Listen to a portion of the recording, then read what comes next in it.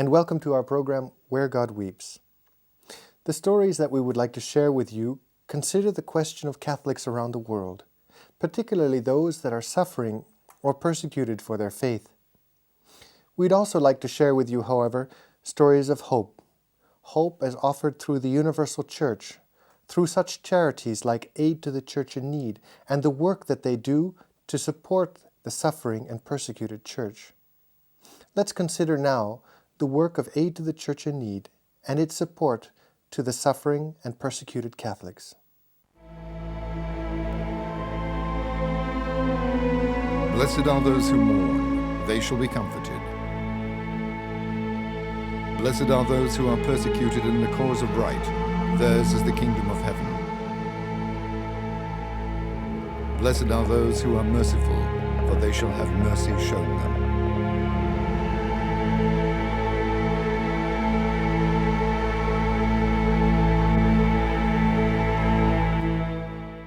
Today, there are more than 40 countries worldwide suffering political and economic crises, where Christians are threatened, often to their very existence. In each of these areas, the local church struggles to celebrate the sacraments, teach the gospel, and provide dignity to man in his most basic needs.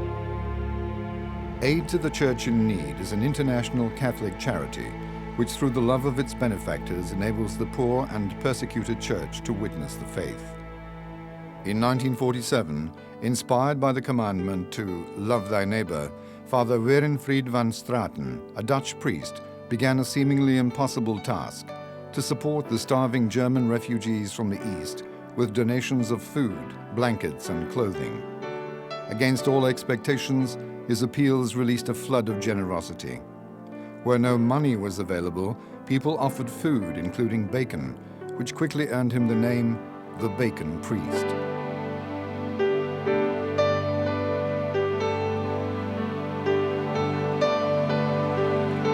Through a combination of his newsletter, The Mirror, published bi-monthly in 7 languages, and preaching with his famous Hat of Millions, this beggar for God inspired a tide of generosity for the persecuted church.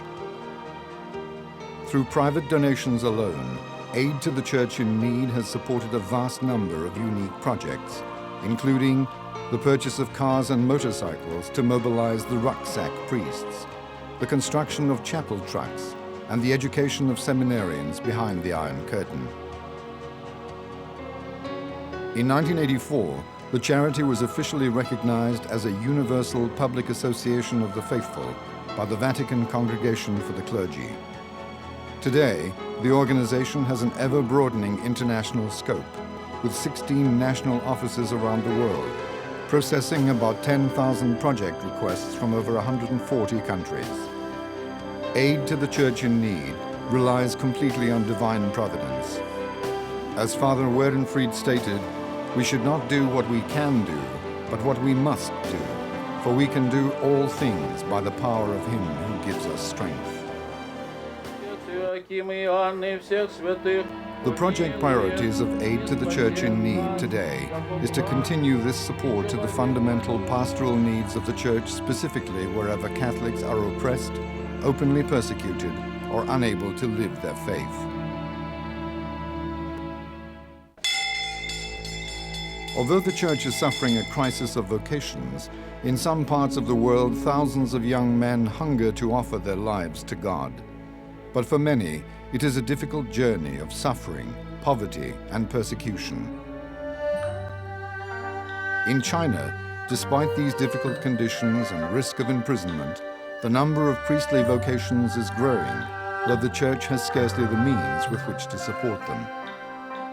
Many students pray, sleep, and study in one room, often unheated, and here in one underground seminary, up to 12 share one concrete bed.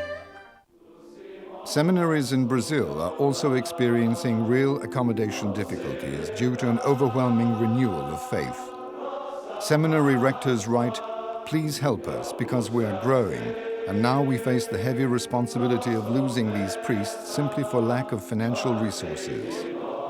Worldwide, Aid to the Church in Need is supporting approximately 17,000 of these future priests each year who without this aid would not be able to answer the call to God's altar. Although the increase in vocations is a sign of hope, in many countries the biblical phrase, "The harvest is great, but the laborers are few," still takes on a particular poignancy. The scarcity of priests and religious is such that local bishops encourage lay leaders and catechists to undertake many of the responsibilities of evangelization. In Myanmar, due to continuing religious discrimination, Aid to the Church in Need is discreetly supporting missionary work through unique projects like the Little Evangelizers. These young adults offer 2 years of their lives to bring a Christian presence to the isolated villages. Often, it is the first contact these villagers ever have with Christianity.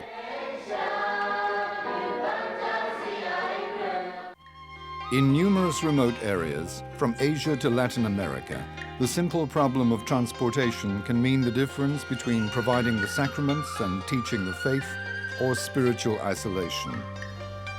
In countries like Vietnam, with its disparate rural populations, it can take a priest, sister, or brother days on foot to reach just one parish. Aid to the Church in Need is providing the transport to allow catechists to reach these communities. In Cuba, Aid to the Church in Need is providing the bicycles necessary for priests and catechists to minister to Catholics in the more remote areas.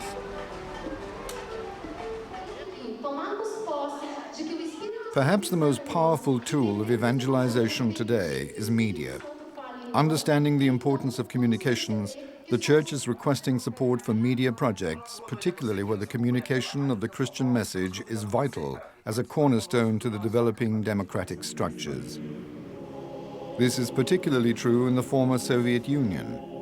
In Moscow, the Catholic and Orthodox Christian channel broadcasts religious programming to approximately 20 million listeners. The thousands of letters received monthly from Moscow to Siberia reveals the spiritual thirst of the Russian people. With the collapse of the Iron Curtain, the Church in Russia struggles to blossom following the long winter of communism. The philosophy of Lenin, which denied the existence of God, ushered in a brutal repression of the Church. The destruction of churches and open persecution of the clergy, both Catholic and Orthodox, left deep wounds on a society which are still open. The physical evidence of this persecution still scars the landscape and the souls of the people. With requests from both the Catholic and Orthodox, Aid to the Church in Need is providing a place for the growing faithful through the reconstruction of churches. Efforts to support the Orthodox is a reflection of the charity's historical principle of working towards reconciliation and responds directly to Pope John Paul II's call for unity of these churches. Churches of both traditions closed for more than 50 years are now open again. It is a sign of Christ's rising from the ashes of persecution. And where the Russian people cannot go to the church, Aid to the Church in Need is supporting projects allowing the church to go to the people. On the other side of the world, church reconstruction is also supported. However, the demand here comes from a growing rather than declining threat. The Middle East, the cradle of Christianity, where grottos decorated with frescoes still denote the holy places of early disciples. Although the roots are deep, there is a growing concern after 2,000 years that the future of Christianity is under a silent but pervasive threat. Christianity is disappearing. A major source for this modern-day exodus is the growing presence and forceful expression of fundamentalist Islam. Aid to the Church in Need is therefore supporting the construction and reconstruction of churches to help stem the tide of this Christian flight. As the local bishops explain, it is often the physical presence of a church and priest that provides the spiritual fortitude for the people to stay in or return to the villages of their birthright. The strength of the pastoral support offered by Aid to the Church in Need does not lie in relieving the immediate after effects of a disaster. Rather, our help is requested and implemented when the refugees trickle home, when the faithful pray in the shells of churches, when the local church appeals for material and spiritual support following the natural disasters that inflict a heavy penalty on those who already have little. It is at this moment that aid to the church in need, through the love of her benefactors, helps to allow the people to gather the pieces of their lives, faith and dignity, and to start afresh. The Bible. In Western Europe and America, it continues to be the longest-running bestseller in the history of publishing. However, there are countries where millions of children are growing up without the basic teaching of God. Since 1979, the International Year of the Child, Aid to the Church in Need has printed and distributed more than 36 million copies of a child's Bible in over 118 different languages. With this Bible now translated into Chinese, copies are now sent to China for distribution among the Catholic children. For many, it is the only book they will ever possess.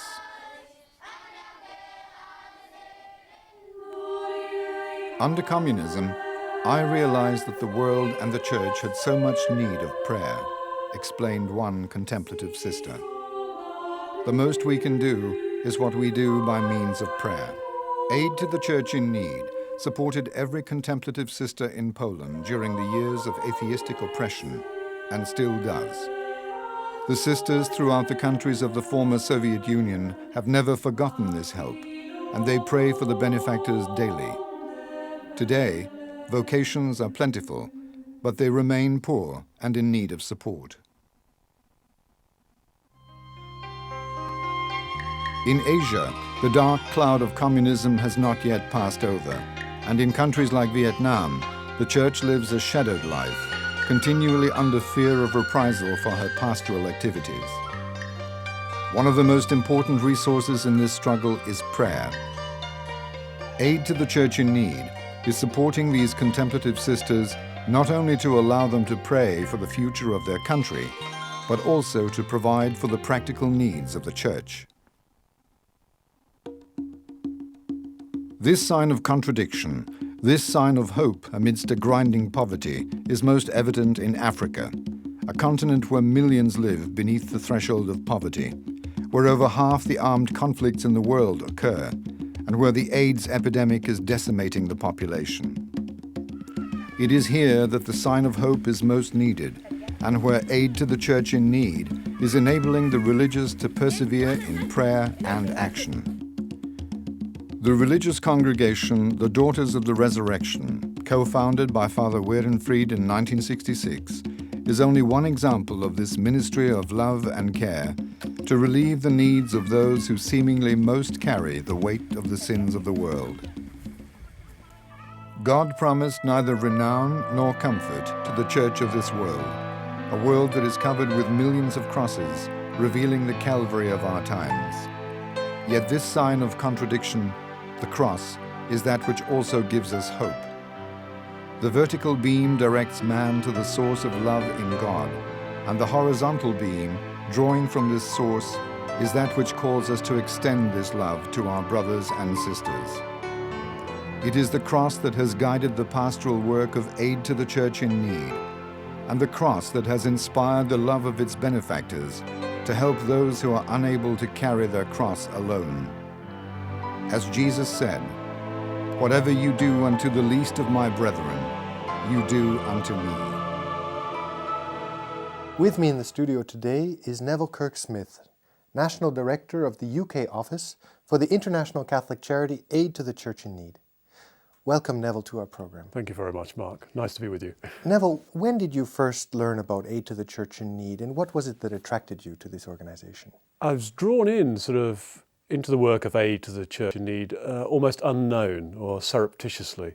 It was when I went on a trip to Eastern Europe, my then fiancée said, would you like to come with me and just take a few Bibles and a few books? What year would have that been? That was in about 1982. And we made trips into Czechoslovakia, as it was at that time, and into Poland, and I also went to Russia. And at the same time, my wife, Jean, being a woman working in that way that one does, said to me, well, have you ever read this? And she gave me the Aid to the Church in Need Mirror newsletter. And I saw this great writing by Father Verenfried. At that stage, I was actually an Anglican clergyman, an Anglican minister, and I was rather busy in the parish, but about every 2 or 3 months I would look at these Mirror newsletters, 2 or 3 of them, and read through them. And I read what Father Verenfried wrote, and I thought, that is a heck of a challenge, what he's saying about living the faith and about helping the persecuted church. So I suppose both the trips to Eastern Europe, where I met people in the persecuted church who were enduring so much, and reading the newsletters really sort of pulled my own faith life together.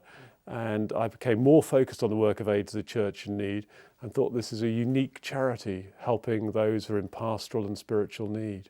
Now, as I understand, you left the ministry, the Anglican ministry, and Yep. you became a Catholic. Yeah. And now you are the director of the National Office of Aid to the Church in Need in Great Britain.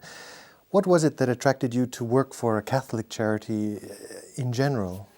Well, I think part of it goes to my conversion experience, which when I was travelling to Eastern Europe, I remember meeting once a Benedictine monk in Prague, and he'd done 10 years hard labour, and he was transparent and sort of so obviously holy. He'd seen his confreres die.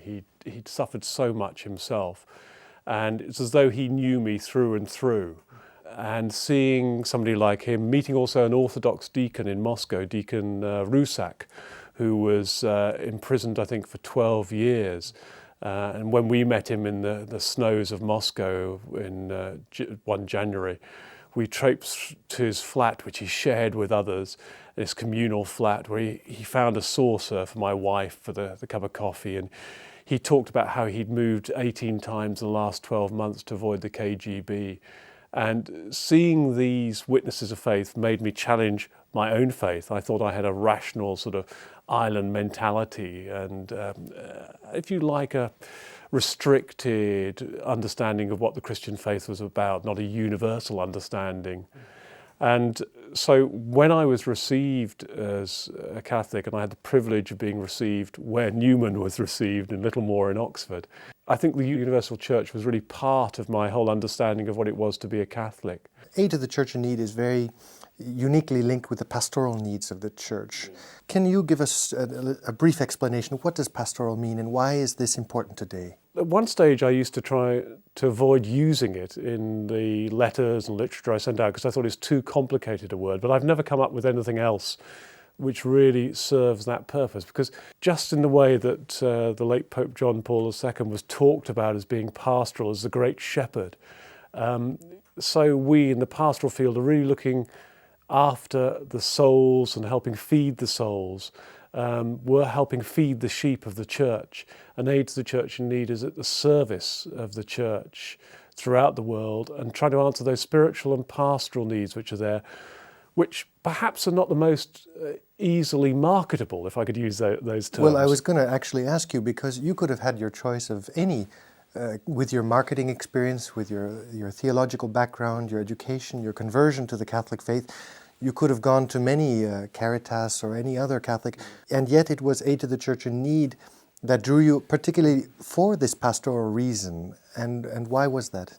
Well, I think it was because of my journeys to the East, meeting these people who witnessed the faith, and because the faith actually which you see there challenges your own faith. And I think an essential dimension of the work of a Catholic charity like Aid to the Church in Need must be its Catholic ethos. And the Catholic ethos and the Christian understanding of this charity is that actually to be part of the organisation, to be a supporter, to be a benefactor, is engaging at different levels. It's prayer, it's understanding, it's also then a commitment at a level which really is heart to heart.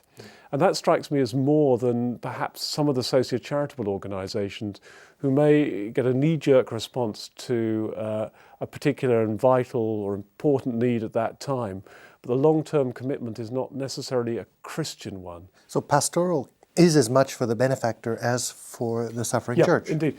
I mean, there's one story I sometimes tell, and of going to China a few years ago, and we had a heck of a journey up to this remote village on the edge of out of Mongolia, and it seemed as though the authorities especially arranged for the electricity to be switched off. And we arrived in the dark, and we went to this mass in this tiny village, but with the church built with the help of aid to the church in need. It was absolutely packed. And I couldn't see how many were there because it was just by candlelight on the Sunday evening, actually.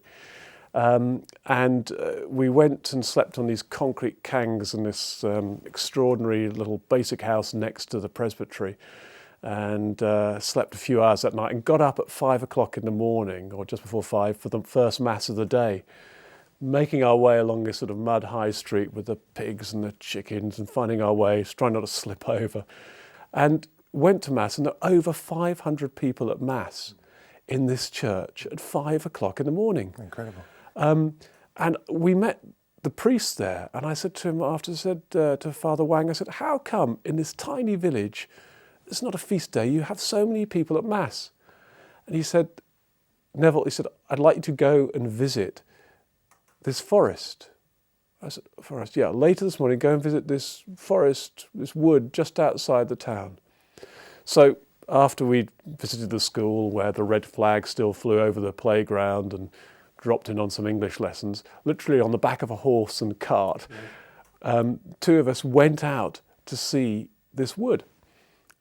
And in a clearing in this forest, there was a extraordinary sight. We'd passed these huge sort of molehills, they looked like, which were the Christian graves of the people who'd been buried there. The Christians are only allowed to visit twice a year these graves with express permission of the authorities.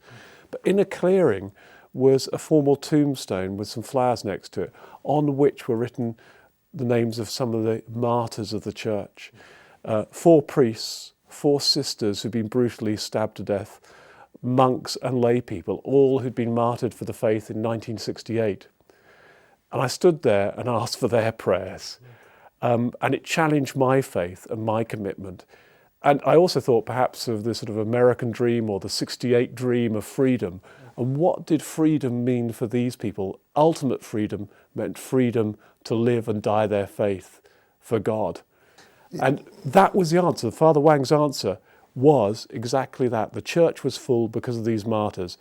As Tertullian said, the blood of the martyrs is the seed of Christianity. Or as one priest in China quite simply put it to me on one occasion, he said, look, he said, you see these full churches? So these churches, these faithful, their faith itself has been built up upon the tombs of the martyrs, on their tears, upon their witness. And this is in fact a priority for the organization, as I understand, is the persecuted church. And I was going to ask you, what is the persecuted church today? What do we understand by persecution today? I think the term persecution perhaps sometimes is not the term always used, it's oppressed. The other day I heard another story of a boy who'd managed to slip to church in China, and he'd been beaten for going to church. Because he'd slipped through the authorities' net around this remote church. Sometimes it's that sort of persecution. It's really direct, like the controls would exist in certain parts of the world, which we know in China, in Myanmar, still perhaps in parts of Vietnam and so on. And we know the bishops are somewhat afraid sometimes of using the term persecution, and we can understand that because perhaps it portrays an outright persecution. We think of Christians and the lions, we think of that sort of suffering. Whereas oppression is probably... Oppression and control, subtle control. So part of what Aid to the Church Need about is also bringing these stories, in the sense that you're talking about this is everyday information for you, but we don't hear this information. I think we are inspiring faith, we are challenging people's faith. For instance, at Aid to the Church in Need in the UK, we offer things which sometimes we find elsewhere in the world. We've offered paramans from Ukraine, which we call them paramans, they're leather medallions, which some monks produced. And they have a huge number of vocations now. And they're sharing rooms, which as monks they shouldn't be. But just recently, they're all ill because their water supply became poisoned. So we said to them, is there some way we could support you? So, well, we have these leather medallions, and if you smell them, they sort of smell of Ukrainian cow. They're really strong. And they gave us these medallions, these paramans we called, and we gave them to our benefactors and said, would you like to make a donation? And so we're linking and challenging people's faith in the West, where they're worried about vocations, often to parts of the world where there are now vocations, where there has been oppression in the past. So there's a chain of support, but also a chain of prayer and a chain of solidarity. I think those who are giving are actually receiving more than they'll ever know. And I think that is what they feel. And the generosity of the benefactors of Aid to Church in Need is absolutely extraordinary. Benefactors I've met and I've seen, the most generous, very often not the titled ones, the ones with a portfolio of shares. They're the ones who give from their heart and have been giving for years. The widow's mite. The widow's mite, yeah, absolutely. Just the other day, we had a little girl who wrote into us and said, I want to give to Aid to Church in Need. My first communion's coming up. And it was my birthday, and I asked people, could they give something for your work instead of giving me a birthday present? She said, perhaps you could remember me when it comes to my first communion. So we actually wrote back to her and sent her a papal rosary. And that to me was about the relationship of a Catholic charity with a benefactor, that this little girl had written in and we were offering her a papal rosary. She was sending her birthday present in to us. Through all these years, what has been your greatest joy out of working for Aid to the Church in Need? My greatest joy has been somehow to be a link in that chain. It was Sister Gianfranca, a marvellous nun from southern Sudan, Comboni sister, who said, through Aid to the Church in Need, we feel, our people in Sudan, the faithful, feel they are linked in faith, hope and love, a chain of charity, heart to heart. And if I'm a link in that chain, like Newman said, in some humble way, then that for me is a real privilege. Neville, thank you for having been with us and for having shared your experiences. And thank you for having been with us, and we look forward to seeing you next time on our program, Where God Weeps.